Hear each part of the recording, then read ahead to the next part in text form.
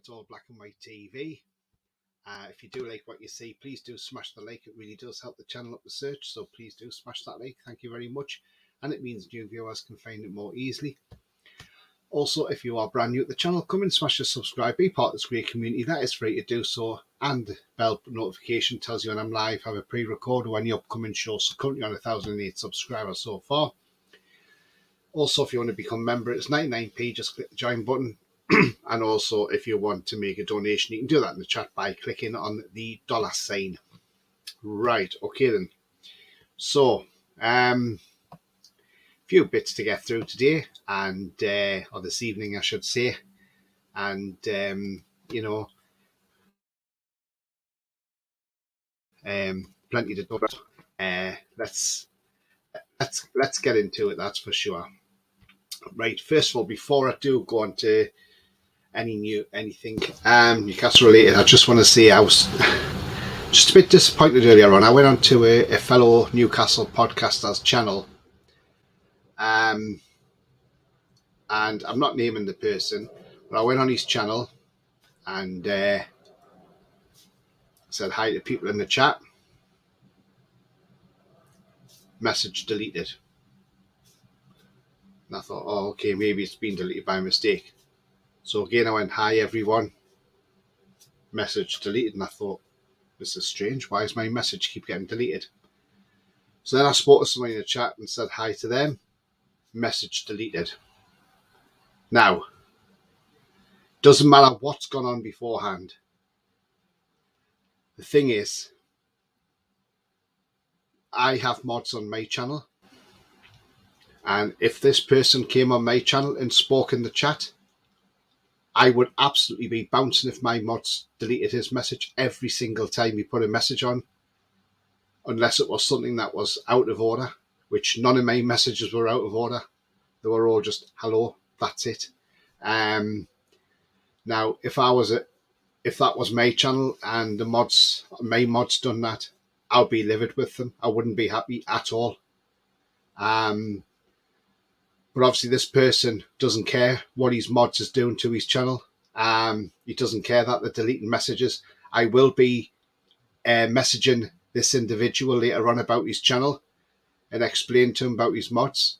Whether he takes notice or not, I probably won't get a message back, to be fair, because that's the way he is. He's quite ignorant when it comes to me. You know, and all I'm going to say is I did help this guy out a hell of a lot on his channel, and that's the thanks I get. So, you know, that's all I want to say on that matter. But I just find it disappointing that, you know, every message I put on was deleted, and it was just, I just think it's so wrong. I'm sorry, you know, so wrong. But anyway, if, you know, we're supposed to be all Newcastle fans, we should all be, you know, siding with each other, not being against each other. But obviously some people don't want to be with you, they just want to side against you. So let them get on with it as far as I'm concerned. I'm surprised that, you know, he's not losing subscribers through this, because it's just absolutely disgusting for mods to actually do that on his channel, because that's what they'll end up doing. They'll end up costing them subscribers, and people just walk away and not bother. Right, okay then. So today, this morning it came out, the worst kept secret going in Newcastle United, and that is Lewis Hall signed. Yes, so Lewis Hall signed this morning. And there he is with his contract, looking very, very happy about being here. You know, and we're all glad to see him. I've seen some Chelsea fans put on, oh, well, we're not bothered about losing him. And then some of them have said, well, actually, they are not happy about losing him because they see him as an exceptional talent. Now, it is an obligation to buy. So it is £28 million plus £7 million in add-ons, which is a total of £35 million in Great British pounds. So a lot of money for this young man at 18 years of age. But he's got a bright future. And, you know, if he does well, we can see this lad being in the final, who knows. But yeah, welcome to Newcastle, Lewis Hall. So pleased that you've come, mate, and let's see what we can do as well.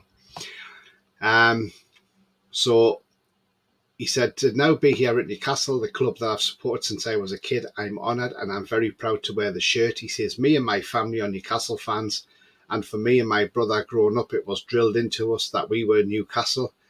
It's a big club. I can't wait to get started. That's coming from Lewis Hall. Eddie Howe did say that he's a player that we attract closely as a number of clubs, so it's very pleasing to secure him and to add a player of his quality, versatility and high potential to our squad. Now then, look, we look at this. Yes, it's a great addition. He can play in 6 different positions, and that is the thing. So we've got somebody who can play in 6 different positions. But not only that, now then, we know Eddie Howe did say on Friday that this was the last signing and there'll be no more. And I kind of think, I don't know, I'm not so sure. I think there'll be somebody else who'll come through the door. But again, it's who's going to come through the door, if anybody. I mean, he may well be the last signing. Who knows? But remember, the positions this guy can play: defensive left, left back, centre back, defensive midfield, midfield left, midfield centre, midfield right. So he can play 6 positions. And we just look forward to seeing what he's going to offer. And we know he's going to offer a lot. And we can't wait to see him in action. And I'm sure he'll make his debut for us very soon. Now then, if Eddie Howe said that is the last signing, it could well be. I mean, look, signing Lewis Hall frees up Dan Burn. So it means Dan Burn can then do centre-back duties.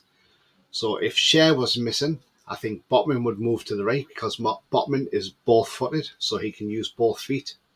So he's not tied down to just being a left-footed centre-half. So you could move Botman to right centre-half, and then you could bring Dan Burn in as a left centre-half, and then you got Lewis Hall at left-back, along with Matt Targett as well, obviously. So I kind of see where that comes from. And again, we shall wait and see on that.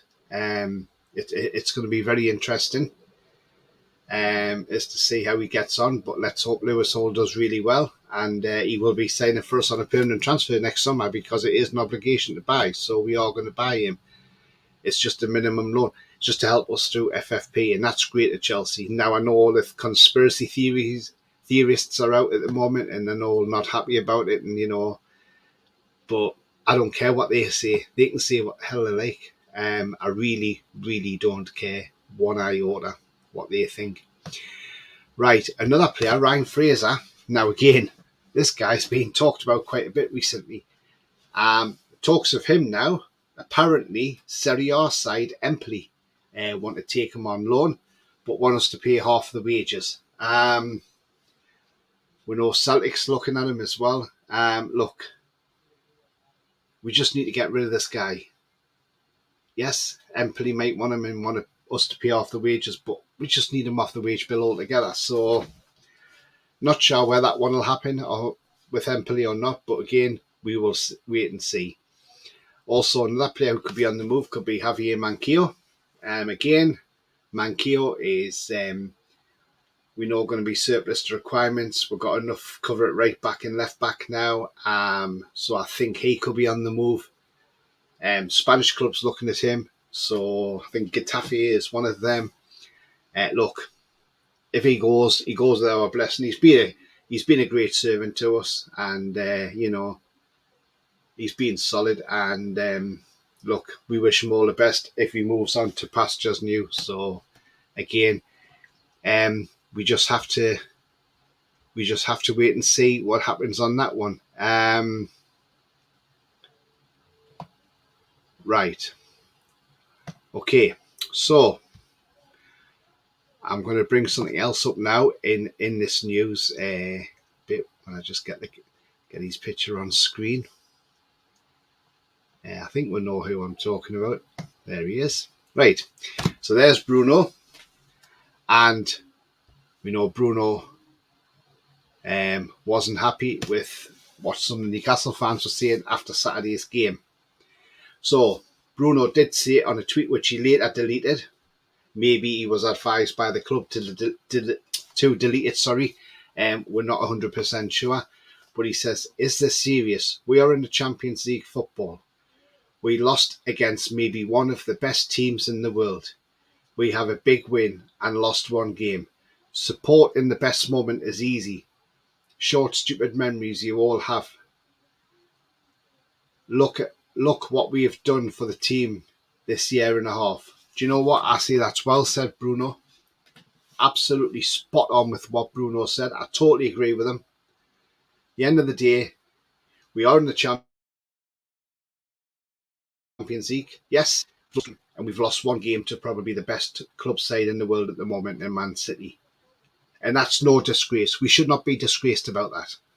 What about if Liverpool go to City and get walloped 3 or 4-0? You know, we might be the only team that goes there and loses only by the single goal. So, look, he's right what he's saying. Okay, maybe he said it in haste. Maybe he shouldn't have said it. But I think it's refreshing to hear it come out of a player because at the end of the day, he's right. We had one big win and we've lost a game. It's only a second game of the season. I think we'll go and put that right on Sunday and go out there and put a performance on and go and hopefully beat Liverpool. And if we do, then that game against Man City is forgotten about. It's forgotten about now because at the end of the day, you know, if we'd got a draw or sneaked a win there, then yes, I'll be ecstatic about it. But the fact we've lost the game, yes, I was disappointed we lost the game, but I'm not on the scale of thinking how Man City have blown some teams away. I mean, they just beat Burnley 3-0 the week before, Turf Moor. So for us to go to Man City and only lose 1-0, where we've lost in the past like 4-0, 5-0, you know, to lose 1-0, I think it's a great result. So, you know, I think a lot of fans need to chill. I think some fans have just got ahead of themselves and thinking after beating Villa 5-1, we should have gone out there and trounced Man City. It's not going to work like that, unfortunately. But, you know, we weren't clinical enough in the first half. We played a little bit in the second half, but again, we were not clinical enough. And that is the key thing. We were not clinical. If we were clinical, we may have got a draw out of that game. We did not test Edison enough. And it's just one of those things. It's a bad day at the office. You draw a line under it and you move on to the next game. Simple, you know. There's still another 36 games of the season to go. So nothing's been decided yet. Nothing will be decided yet. Nothing will be decided until towards the end of the season. So there's a long way to go. So let's just chill, relax and enjoy this ride. Because there's going to be some games where we're going to score some great cracking goals and we're going to be winning big as well. So don't give up hope, you know, and that's all I'm saying.